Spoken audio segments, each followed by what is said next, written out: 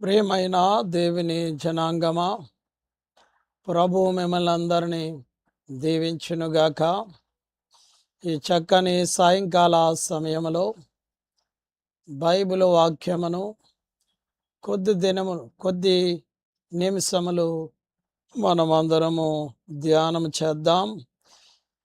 పరిశుద్ధమైన దేవుని వాక్యము కీర్తనల గ్రంథము 34వ అధ్యాయము 10వ వచనములో ఈ విధముగా సెలవివ్వబడుతూ ఉన్నది.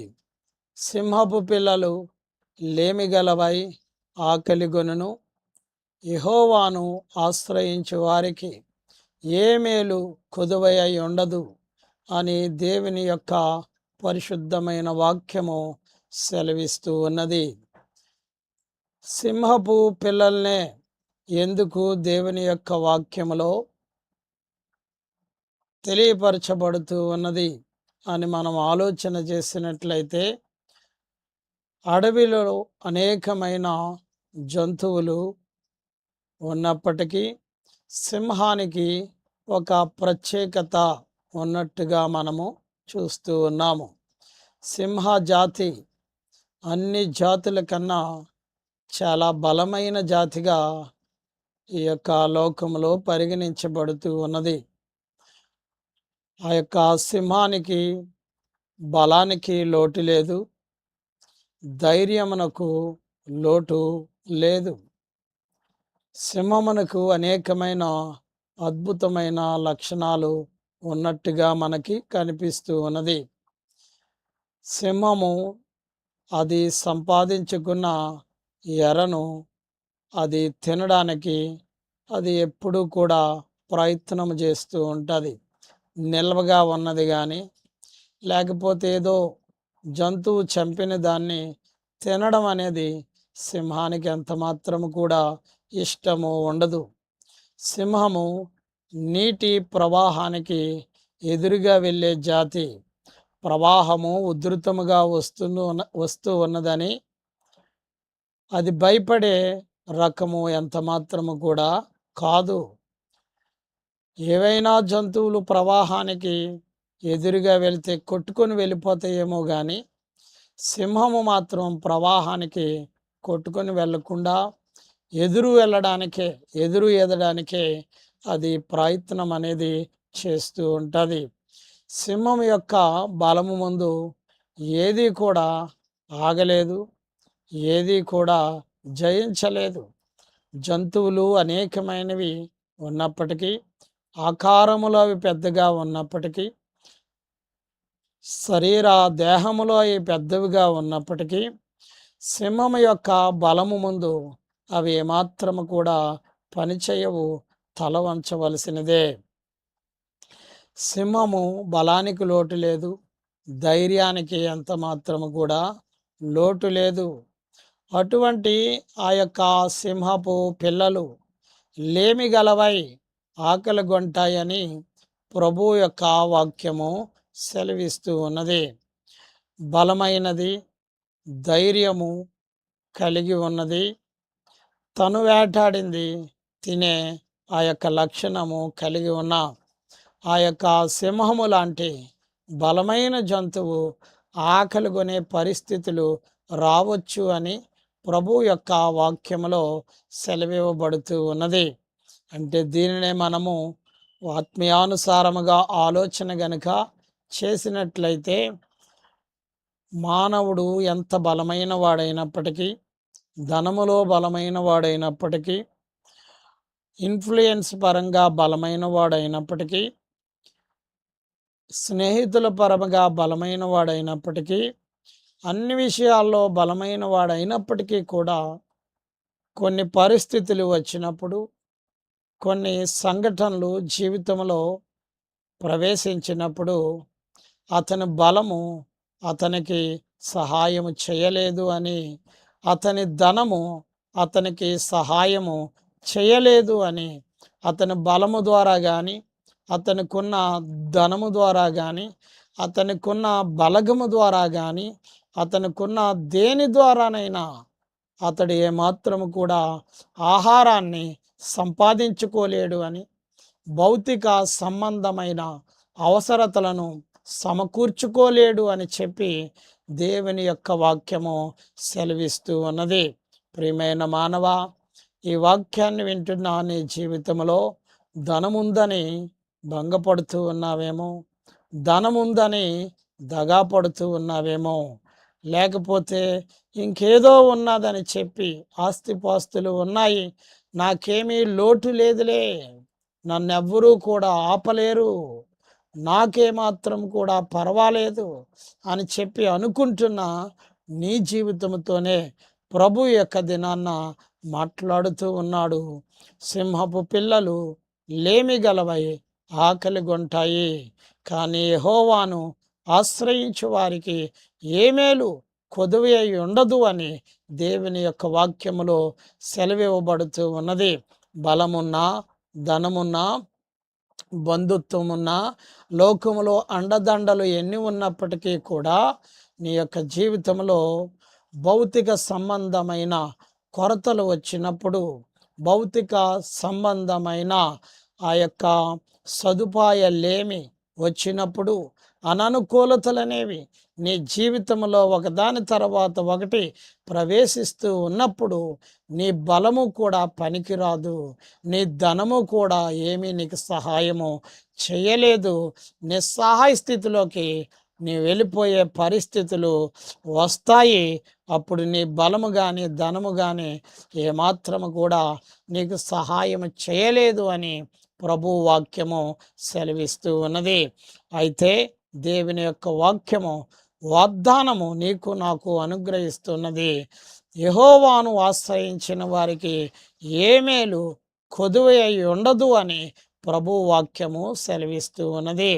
నీవు బలహీనుడివైనా, నీకు అందచందాలు ఉన్నప్పటికీ, నీకు ధనబలగము ఉన్నప్పటికీ, ఏది ఉన్నప్పటికీ, శౌర్య వీర్య పరాక్రమములు నీ సొత్తు అయినప్పటికీ, నీకు అనేకమైన తలాంతులు నీ జీవితంలో ఉన్నప్పటికీ, వాక్చాతుర్యము నీకు విశేషముగా నీవు కలిగి ఉన్నప్పటికీ కూడా నీ యొక్క జీవితంలో దేవుణ్ణి గనుక నువ్వు ఆశ్రయించినట్లయితే, వాటన్నిటికన్నా దేవుడికి నీవు ప్రాధాన్యత ఇచ్చి ఆయనను నీవు నమ్మినట్లయితే, ఆయన శరణు నీవు జొచ్చినట్లయితే, ప్రభు ఇస్తున్న వాగ్దానం ఏమిటంటే, బలమైన జంతువులు, బలమైన మానవులు ఆకలిగొనే పరిస్థితులు వస్తాయేమో కానీ, నన్ను గనుక నీవు ఆశ్రయించినట్లయితే, నన్ను గనుక నీవు నమ్మిక ఉంచినట్లయితే, ఖచ్చితంగా నీకు ఏ మేలు కొదువై ఉండదు, దాగి ఉండదు అని దేవుని యొక్క వాక్యములో గొప్ప భరోసా పరిశుద్ధాత్మ దేవుడు నీకు నాకు ఆయన అనుగ్రహిస్తూ ఉన్నాడు. ప్రియమైన దేవుని బిడ్డలారా, ఈ దినాన్న దేన్ని మనము ఆశ్రయిస్తూ ఉన్నాము? నరులను మనము ఆశ్రయిస్తూ ఉన్నామా? నాకన్నా వారు బలమైన వారు అని వారిని ఆశ్రయిస్తూ ఉన్నామా? లేకపోతే అందచందాలను ఆశ్రయిస్తూ ఉన్నామా? ధనమును ఆశ్రయిస్తూ ఉన్నామా? లేకపోతే నీకు నచ్చిన వాటిని నువ్వు ఆశ్రయించి వాటి మీదే నీవు ఆధారపడుతూ ఉన్నావా? జాగ్రత్తగా ఆలోచిద్దాం. దేవుని యొక్క వాక్యములో వారి బలము మీద ఆశ్రయించిన వారు, వారికున్న తలాంతుల మీద నమ్మకం పెట్టుకున్న వారు, ఆధారపడిన వారు, వారి జీవితంలో అనేకమైన నష్టాలు వారు పొందుకోవడము మనము దేవుని యొక్క వాక్యంలో చూస్తున్నాం. యాకోబు యొక్క జీవితాన్ని మనము ఆలోచన గనక చేసినట్లయితే, యాకోబుకున్న అలవాటు ఎవరినైనా మోసగించేయగలడు. ఈ దేనినైనా మోసగించి తను కోరుకున్నది తను తెచ్చుకోగలిగిన సామర్థ్యము ఆ మోసపూరిత విధానము ద్వారా యాకోబుకు బాగా అలవాటు అయిపోయినట్టుగా దేవుని వాక్యములో మనం చూస్తున్నాం. తన మోసము ద్వారా ధనాన్ని ఆయన సంపాదించుకున్నాడు. తన యొక్క కుయుక్తుల ద్వారా ఏదైనా సరే ఆయన తెచ్చుకోగలిగి ఉన్నాడేమో కానీ 20 సంవత్సరాలు అయ్యాక యబ్బోకు రేవు దగ్గరికి వచ్చాక ఆయన సత్యాన్ని తెలుసుకొని పశ్చాత్తాపపడి కన్నీళ్లు కార్చి మారు మనసు పొందుకొని తన పాపములన్నీ కూడా యబ్బోకు రేవు దగ్గర ఆ యొక్క దేవాతి దేవుడు పాదాలు పట్టుకొని ఒప్పుకొని ఆయన్ని అడుగుతూ ఉన్నాడు, అయ్యా నీవు నన్ను ఆశీర్వదిస్తేనే కానీ నేను నిన్ను వదలనంటే వదలను, నాకు నీ ఆశీర్వాదం కావాలి అని యాకోబు అడుగుతూ ఉండడం మనము దేవుని యొక్క వాక్యములో మనము చూస్తూ ఉన్నాం. నిశ్చయముగా ఖచ్చితంగా ఆ పోరాడుతున్న ప్రభువు, పోరాడటానికి అవకాశం ఇచ్చిన యొక్క యేసు ప్రభు యాకోబుని అడిగే ఉంటాడు, ఏమయ్యా నీకు చాలా ఆశీర్వాదాలు నువ్వు పొందుకున్నావు కదా, ధనానికి, పనివారికి, యావదాస్తికి, ఆ యొక్క పశువుల సంపదకి నీకేమాత్రము కూడా లోటు లేదు కదా, అవన్నీ నీకున్నాయి కదా, బిడ్డలు ఉన్నారు, భార్యలు కూడా ఉన్నారు కదా, మరి ఎందుకు నీవు నన్ను ఆశీర్వదించమని అడుగుతూ ఉన్నావు అని అడిగితే యాకోబు ఈ యొక్క సమాధానము ఇచ్చి ఉన్నట్టుగా దేవుని వాక్యములో మనకి కనిపిస్తూ ఉన్నది.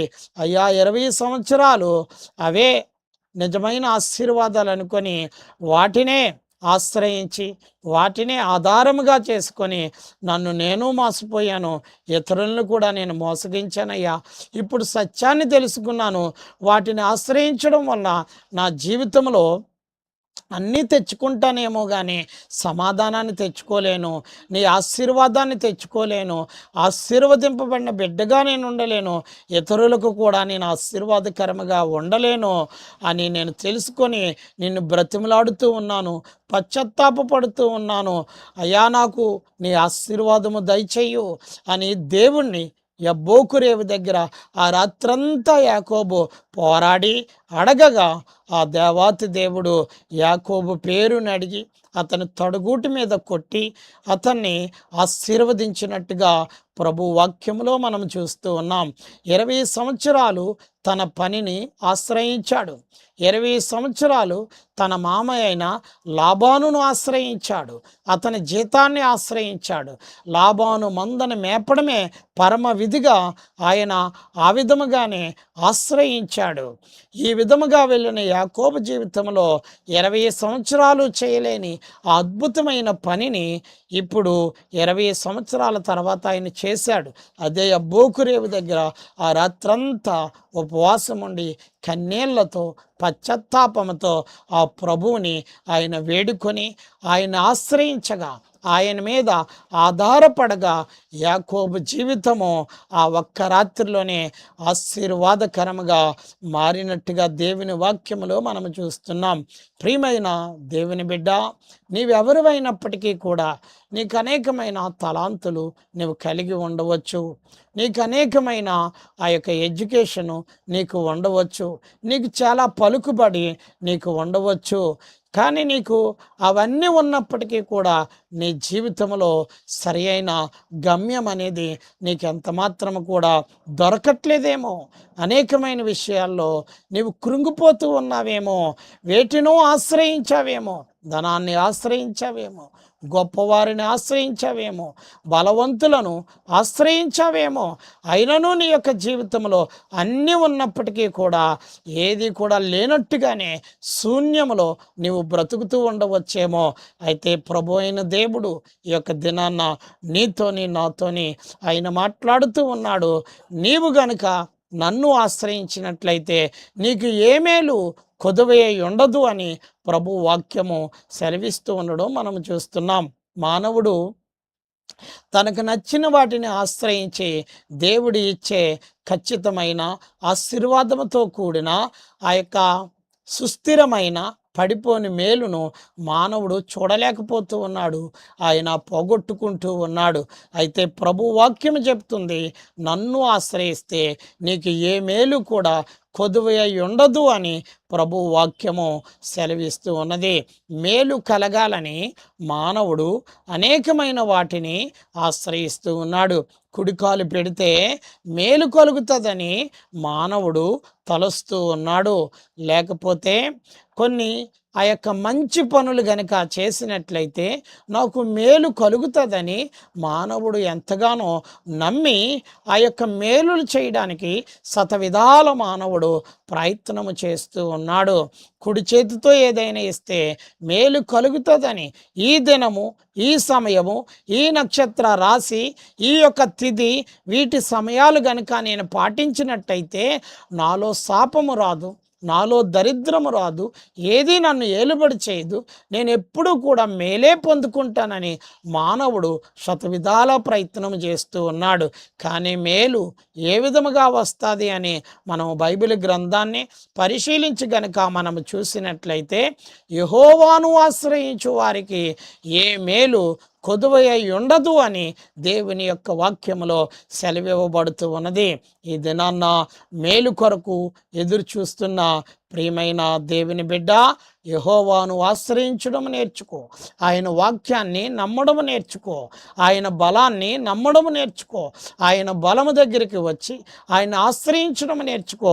ఖచ్చితంగా ప్రభువు నువ్వు ఏమేలైతే పొందుకోవాలనుకుంటున్నావో అది నీకు దూరం అయిపోతుందేమో, అది నీకు కనుమరుగైపోతుందేమో, దేవుడు ఈ దినమందే రాబోతున్న దినములలో నీకు ఖచ్చితంగా ఆ యొక్క దేవుడు నీకు మేలు అనుగ్రహించునుగాక అని మనవి చేస్తూ ఉన్నాను.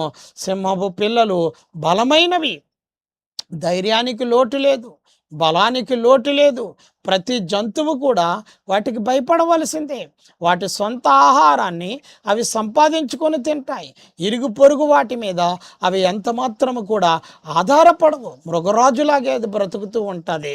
దానిని చూసి బలమైన జంతువు అయినా సరే భయపడవలసిందే.